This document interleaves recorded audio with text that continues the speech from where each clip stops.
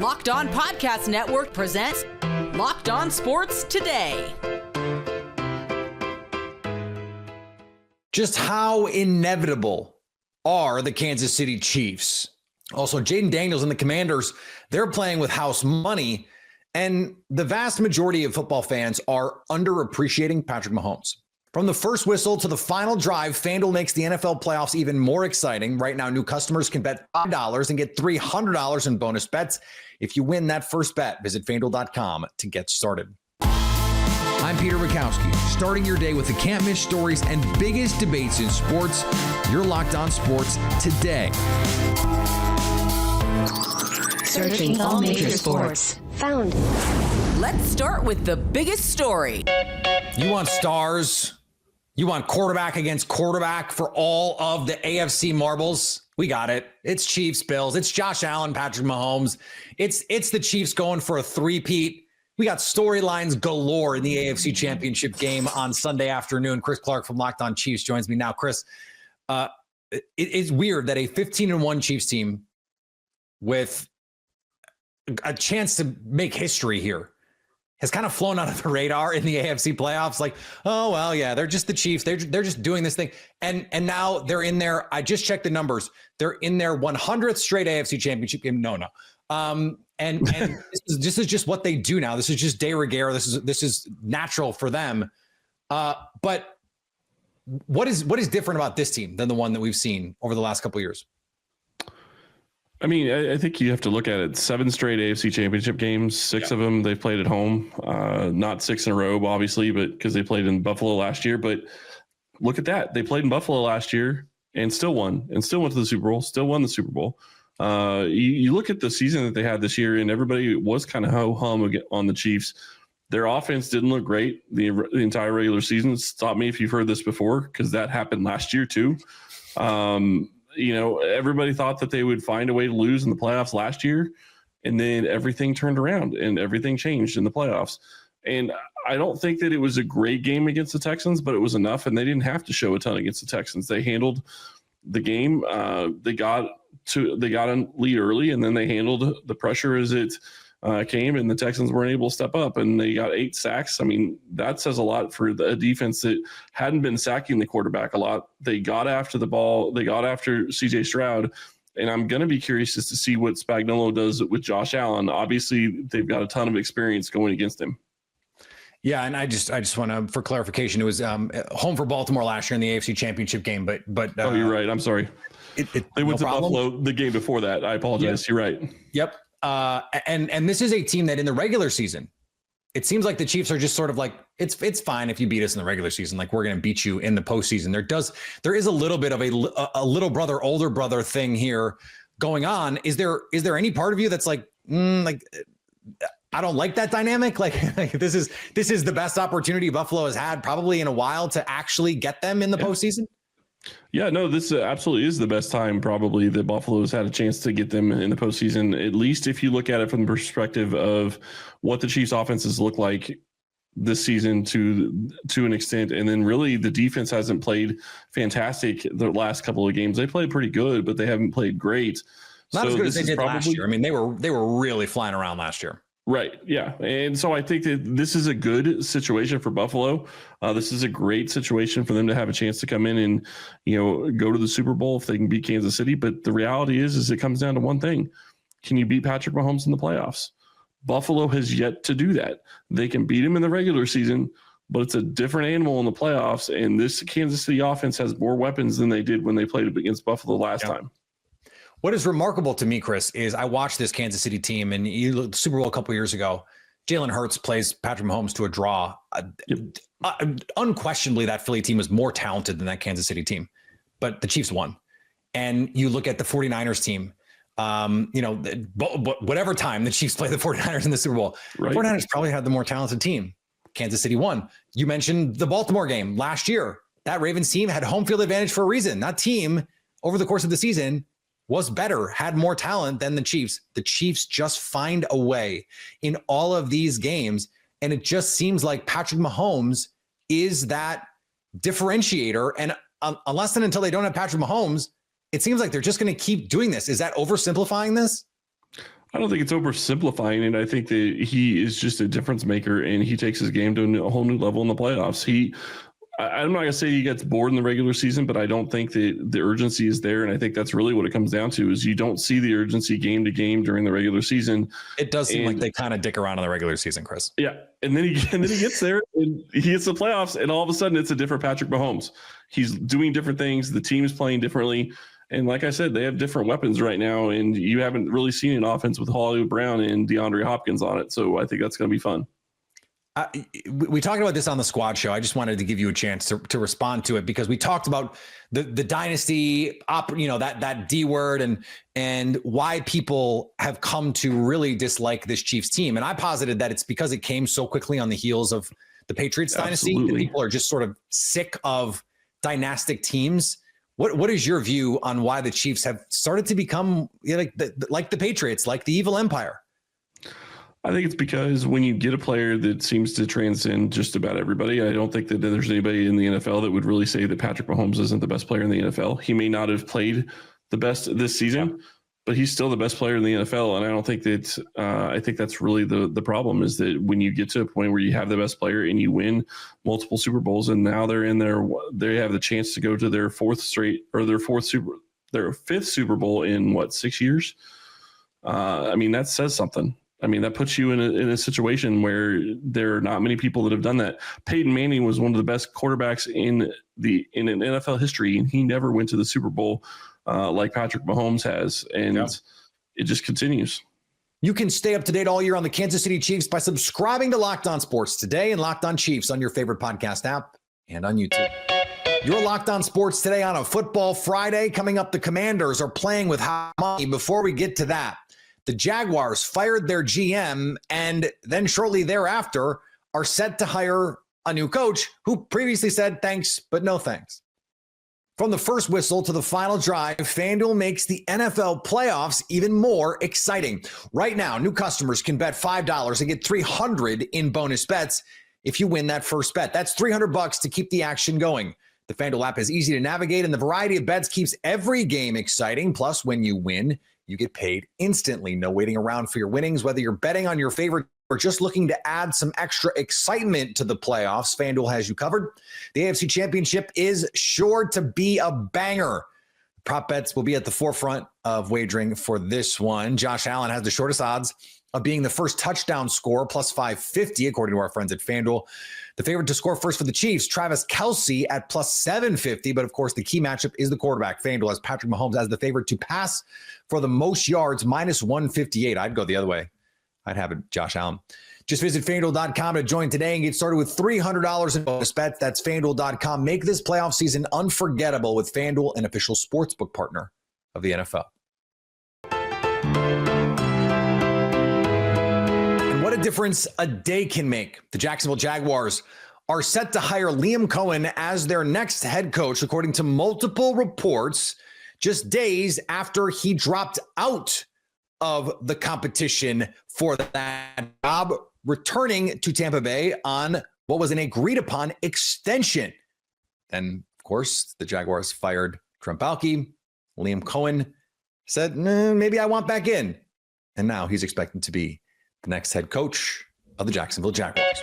And in offseason ball news, the Atlanta Braves added outfielder. Well, the Atlanta Braves did it. They finally signed somebody, and they get a good one in Jurickson Profar, coming off a massive year with the San Diego Padres. Jake Mastriani here from Locked On Braves. And we've talked a lot about Profar lately. And yes, it is somebody who had a breakout year later in their career, but he also made some big swing changes to help him get to those numbers that has a lot of people optimistic that he could repeat that in 2025 and beyond. We're still waiting on the specifics of the deal right now. We'll obviously talk more about this on the next episode of Locked On Braves on Thursday night, so make sure you check out that. But really excited to have Profar. It helps the Braves in the outfielder, a switch hitter. They can do many things for you, but brings a really good bat to the lineup for the Atlanta Braves. So finally, they're able to do something of significance to help this team out in 2025. Really excited about this Profar news. Again, we'll dive into more detail on the next episode of a Locked On Braves.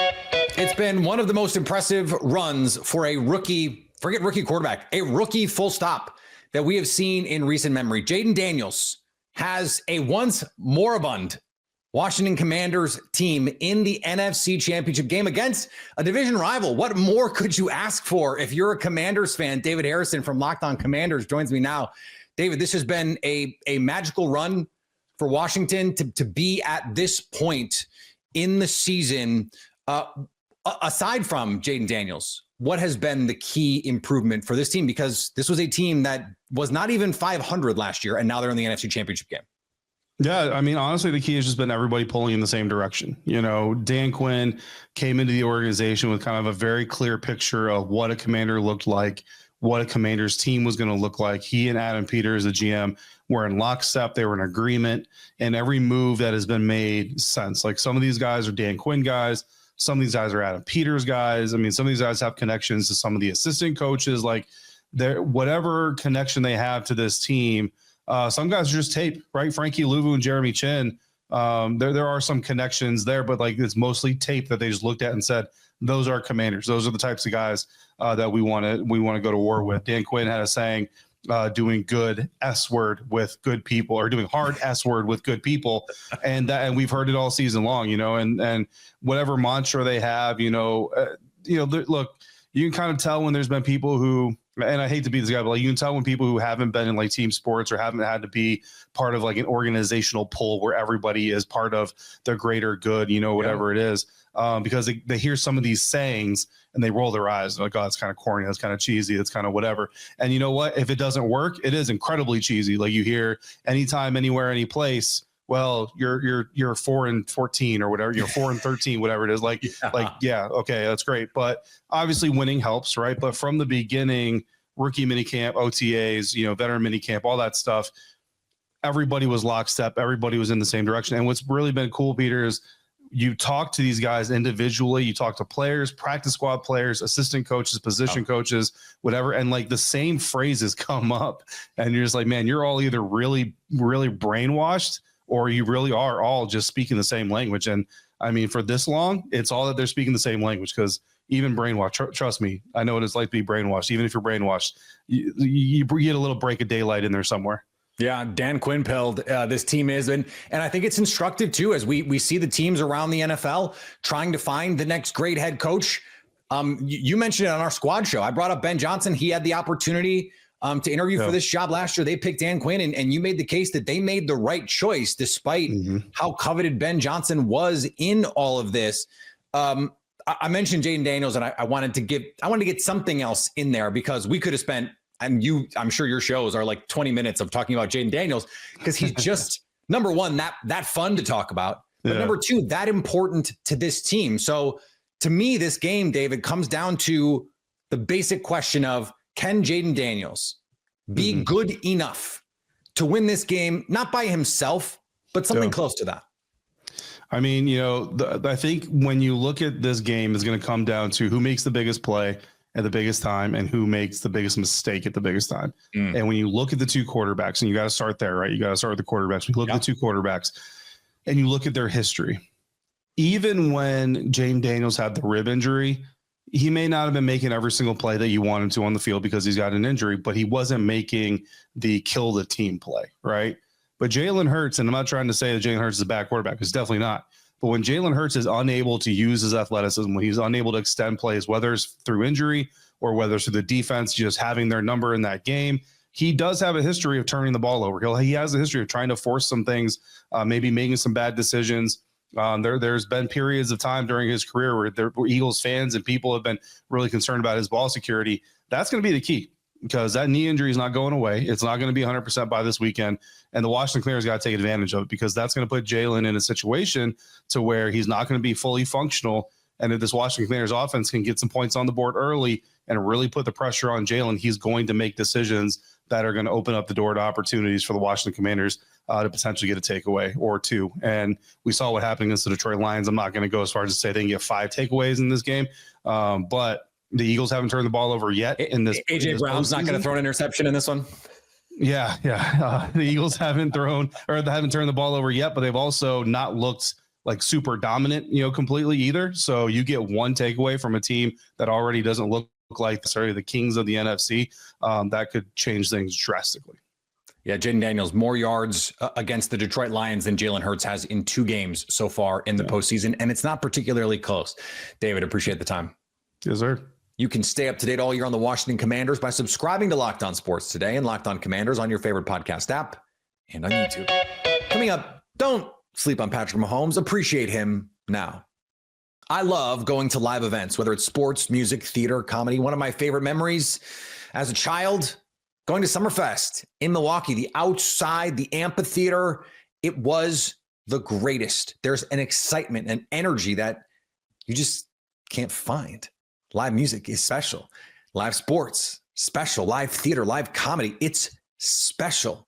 And Game Time has a new feature called Game Time Picks that makes getting tickets for your favorite live event even easier. Game Time Picks filters out the fluff to show you only incredible deals on great seats, so you don't have to waste time searching through thousands of tickets. Curation makes it easier to save more on sports, concerts, comedy, theater, and more near you. You can take the guesswork out of buying tickets with Game Time. Download the Game Time app, create an account, and use code LOCKEDON for $20 off your first purchase. Terms apply. Again, create an account and redeem code LOCKEDON for $20 off.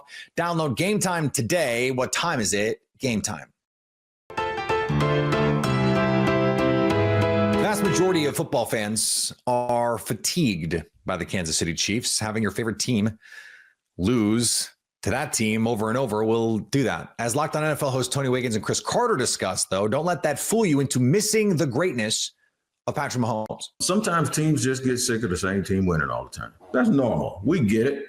But then sometimes when you don't have that giant, that Goliath, it gets boring. We've seen that in other sports. We've seen it in the NFL. We've seen it in college football. Sometimes the best thing to have is just that dude that's sitting on the top of the mountaintop and everybody chomping at his ankles. I think it's like everyone wants, someone to root for and against, right? Yeah. And I think when the Chiefs started, there was an excitement because it was the end of the Patriots, dynasty, and it was the start of a new young quarterback. People just didn't anticipate how quickly they would amass 3 Super Bowls and how close they'd be to being the second franchise in NFL history to win 4 Super Bowls in 6 years. That would be the 70 Steelers that they would join there. And that's where I think that's where everyone else is kind of like looking at this like, man, like, can someone else get up in here and do something new? It's for example, like, NFL Hall of Fame voters, there's guys like Peter King who say, I will never vote for another Steeler from the 70s again to make the Hall of Fame. I don't care how great they were. And it took 30 years for Donnie Shell, who was one of the best safeties of all time, to get into the Hall of Fame because of that. And so I think what's happening there's always a fatigue of when a team's really good and gets a lot of praise for it.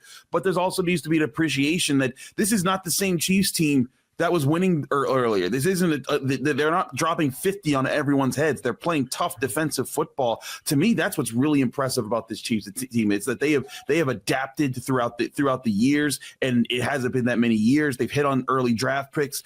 Guys like Trent McDuffie have quickly worked out. Greg Karlaftis.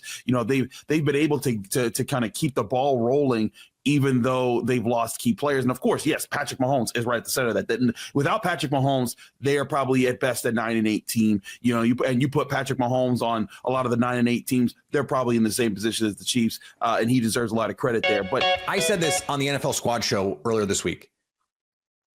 When I watched Aaron Rodgers through his career, I thought we would have to wait a long time before we would see another player possess those kinds of skills, the ability to make throws on the run, to make magic outside the pocket, off schedule, off platform, with remarkable efficiency.